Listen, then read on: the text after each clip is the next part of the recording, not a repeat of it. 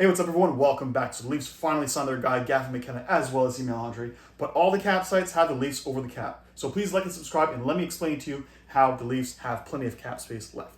So first of all, the Leafs signed Gavin McKenna to our entry-level contract, which he is entitled to his maximum bonuses. And they as well signed Emil Andre, who they acquired from Philadelphia for Joseph Woll.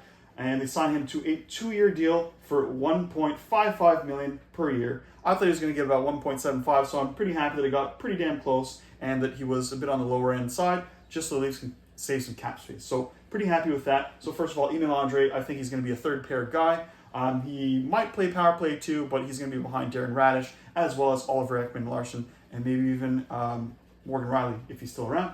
But it's nice to have extras as well. Always good to have puck movers. So let's look at how Gavin McKenna's actual cap hit breaks down. So he gets about $100,000 in a signing bonus, as well as almost $1 million in actual salary. So that's how he gets $1.075 million. And then he's also entitled to up to $3.5 million in bonuses. So let's assume that he hits all his targets. He scores 1 million points. Maybe not 1 million, but you get what I'm saying. He hits all his targets.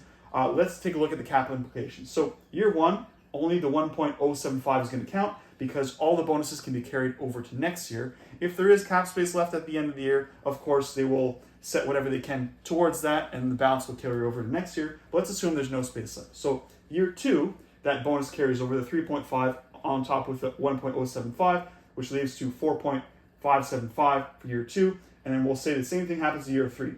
So year four, where he gets an extension, will have his carryover bonus of 3.5 plus whatever extension he gets. Let's say, I don't know, $10 million. Let's just throw a crazy number out there. So that year, unfortunately, would count way more. Let's say 13.5, which is a lot, but it is what it is. He's the first overall pick. He's going to be a generational talent. So the cap space situation on all the cap sites, they have the Leafs at over $7.72 thousand dollars. So that's about a minimum salary, essentially, or almost. But actually, the Leafs have about $3 million worth of cap space. So just being over the cap with 22-man roster, they have 13 forwards, 72 goalies. That puts them at that number. But Max Domi is most likely going to start the season on injured reserve. So if you subtract his 3.75, let's just say that number is the same as that. That leaves us with around $3 million on a 21-man roster. So they do have a little bit of space to maneuver to acquire, let's say, an extra forward or make a crazy trade, let's say for Zach Werenski, for example. I'm not saying it's going to happen, but just something along those lines where we'd be trading Knies for plus for Werenski, where there'd be a bit of a difference there. This could fit here. Or the big other thing would be if Morgan Rielly finally does get traded, but I would assume the Leafs are going to be taking back some cap hit as well. Morgan Rielly makes 7.5, but all the other teams probably don't have the full space to set him on to the roster, so they will have to send someone back, whether it'll be the full 7.5 back or maybe a player who makes $5 million, etc.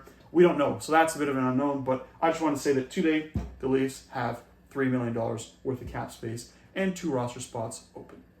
So if you like this breakdown so far, please like and subscribe. My snakes would really appreciate it. This is one of my favorite snakes here. She is a ball python, and she is a dreamsicle. That is essentially the combination of piebald and albinism, lavender albinism to be specific. But anyways, she would really appreciate it if you subscribe. So would I. Thank you for watching, and I'll catch you on the next one. Take care.